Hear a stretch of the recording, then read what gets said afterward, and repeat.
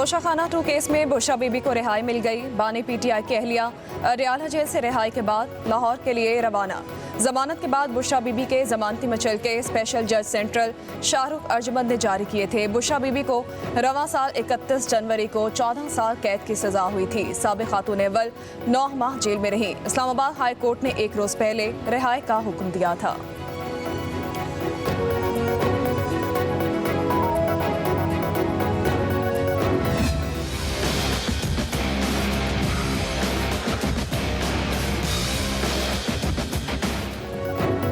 Islamabad high court ने बानी PTI के चेकअप के लिए मेडिकल बोर्ड तश्कील देने का हुक्म दे दिया। बानी पीटीआई की दरख्वास्त हिदायत के साथ निपटा दी गई। अदालत का बानी पीटीआई के जाती मुआलिज डॉक्टर फैसल सुल्तान को भी मेडिकल बोर्ड में शामिल करने का हुक्म। फैसले में लिखा कि बानी पीटीआई की उम्र 72 साल, साबिक वज़ीर आज़म और अंडर ट्रायल कैदी हैं। सिक्योरिटी इकदाम बी क्लास कैदी के क्वालिफाइड डॉक्टर के चेकअप में रुकावट नहीं हो सकते। इस्लामाबाद हाई कोर्ट का बानी पीटीआई को पेश करने का भी हुक्म।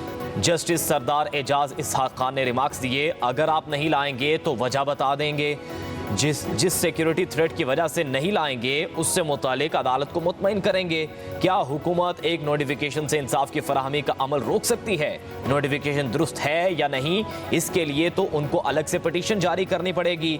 अदालत हुक्म के बावजूद मुलाकात से इनकार अदालती हुक्म की खिलाफ वर्जी है।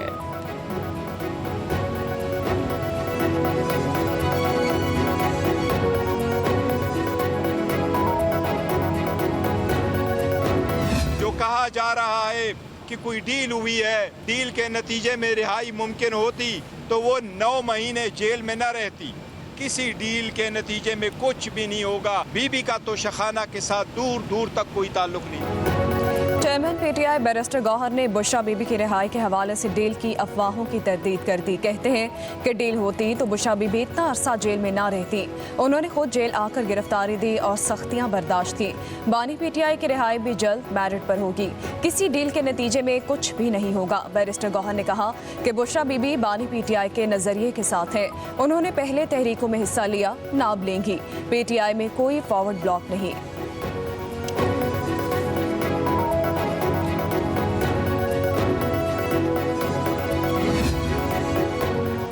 बानी पीटीआई को जेल में मुसीबतों का सामना है। फैसल चौधरी की बानी पीटीआई से मुलाकात के बाद मीडिया से गुफ्तगू। बोले, बानी को बुशरा बीबी की रिहाई की खबर सुनाई।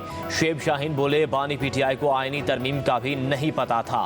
बानी पीटीआई को बताया गया कि फजलुर रहमान ने हुकूमत को वोट दिया।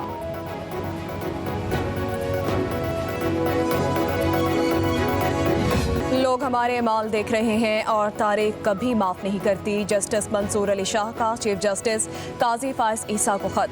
खुसूसी बेंच में बैठने से इनकार। कहा, पहले भी लिखा था तरमीमी ऑर्डिनेंस पर फुल कोर्ट बैठने तक खुसूसी बेंच का हिस्सा नहीं बनूंगा। 23 अक्टूबर को लिखे गए खत में सर थॉमस का कॉल भी नकल किया गया। खत चीफ जस्टिस को बतौर सरबराह प्रैक्टिस एंड प्रोसीजर कमेटी लिखा गया।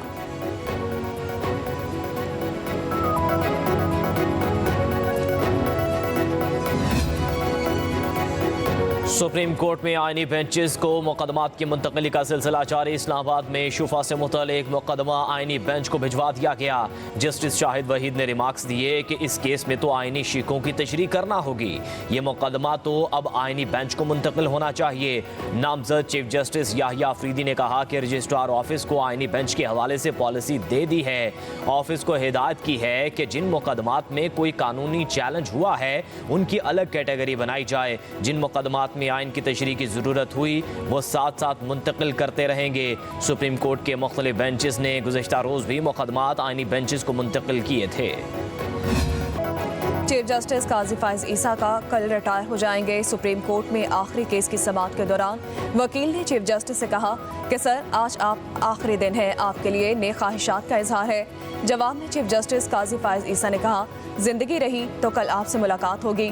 अदालती अमले के मुताबिक चीफ जस्टिस के कल बेंच में बैठने के कोई कॉज लिस्ट जारी नहीं। चीफ जस्टिस काजी फाइज ईसा चैम्बर वर्क करेंगे। कल सुबह 10:30 बजे चीफ जस्टिस के लिए फुल कोर्ट रेफरेंस होगा।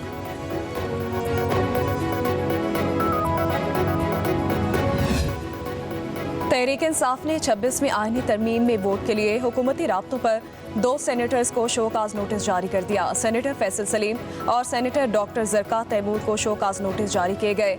पीटीआई ने दोनों सेनेटर से 7 रोज में वजाहत तलब की।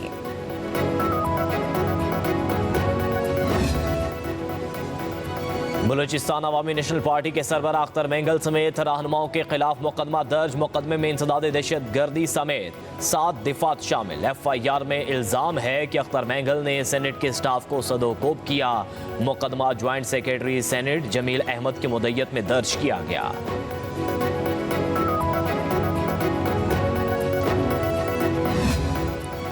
बुशरा बीबी के साथ साथ तहरीक इंसाफ की तमाम बेकसूर खवातीन को भी रिहा किया जाए। मुशीर इत्तलात खैबर पख्तूनख्वा बैरिस्टर सैफ का मुतालबा। कहा, जाली हुकूमत अपने गुनाहों का कफारा अदा करके PTI के तमाम कैदियों को रिहा करे।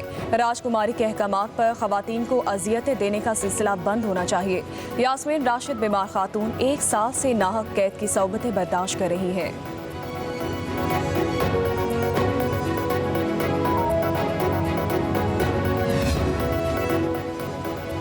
वज़ीर-ए-आज़म की ज़ेर सदारत FBR में इस्लाहात की पेशरफ्त के हवाले से इजलास। शहबाज शरीफ की पाकिस्तान रेवेन्यू ऑटोमेशन लिमिटेड की तामीर नो के लिए लाहेअमल तश्कील देने की हिदायत। वज़ीर-ए-आज़म ने कहा कि मुल्क में टैक्स और महसूलात के निज़ाम को मौसर बनाने के लिए जदीद टेक्नोलॉजी का इस्तेमाल अहम है। FBR में टैक्स दहिंदगान के लिए दोस्ताना माहौल फराहम किया जाए। मुल्क में स्मगलिंग की रोकथाम के निज़ाम को मज़ीद मौसर बनाने की हिदायत।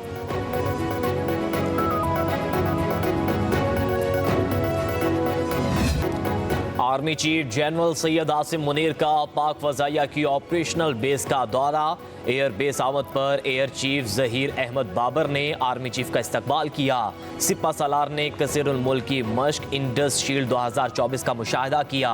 ISPR के मुताबिक इंडस शील्ड 2024 खिते की सबसे बड़ी कसीरुल मुल्क की मश्क है। इन मशकों में 24 एयर फोर्सेस शरीक हैं। जनरल सैयद आसिम मुनीर ने पाकिस्तान की फ़ज़ाई सरहदों की हिफाजत के लिए पाक फ़ज़ाइया अहलकारों के अज़्म को सराहा। आर्मी चीफ ने इंटर सर्विसेज ताउन के अहम किरदार पर जोर दिया। कहा, इंटर सर्विसेज ताउन ऑपरेशनल कामयाबी के हुसूल के लिए ज़रूरी है। पाकिस्तान स्टॉक मार्केट ने एक और तारीखी बुलंदी को छू लिया। स्टॉक मार्केट 89,000 पॉइंट्स की नफसियाती हद अबूर कर गई। कारोबार के दौरान मार्केट में 1900 से ज़ायद पॉइंट्स का इजाफा रिकॉर्ड किया गया।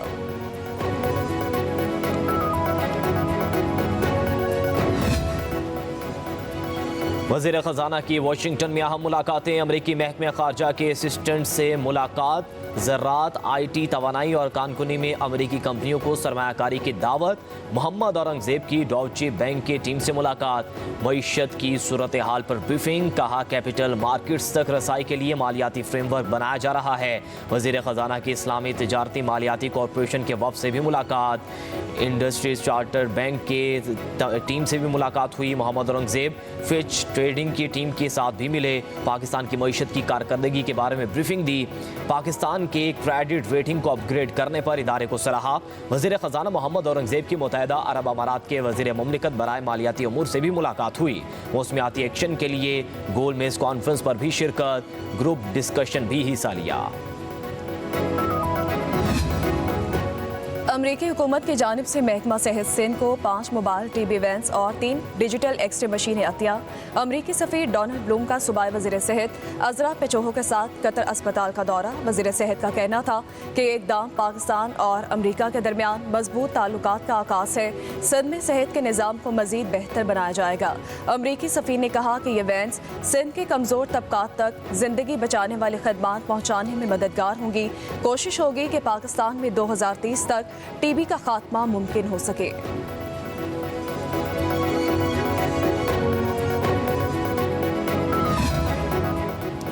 पंजाब का चौथा शहर शेखुपुरा भी पंजाब के सेफ सिटीज़ में शामिल। वज़ीर आला पंजाब मरियम नवाज़ ने सेफ सिटी प्रोजेक्ट का इफ्तिताह किया। सेफ सिटी कैमरे से रोड्स और बाजार का मुआयना भी किया। वज़ीर आला का 2 हफ्तों में मज़ीद 5 शहरों में सेफ सिटी फ़ाल करने का हुक्म। मरियम नवाज़ से शेखुपुरा के अरकान असम्बली की भी मुलाकात। शेखुपुरा सरगोदा रोड की तामीर व तोसी और ओवर हेड ब्रिजेज़ के प्रोजेक्ट पर इत्तफाक। वज़ीर आला का वॉल चॉकिंग के खात्मे के लिए मौसर इक़दामात का हुक्म।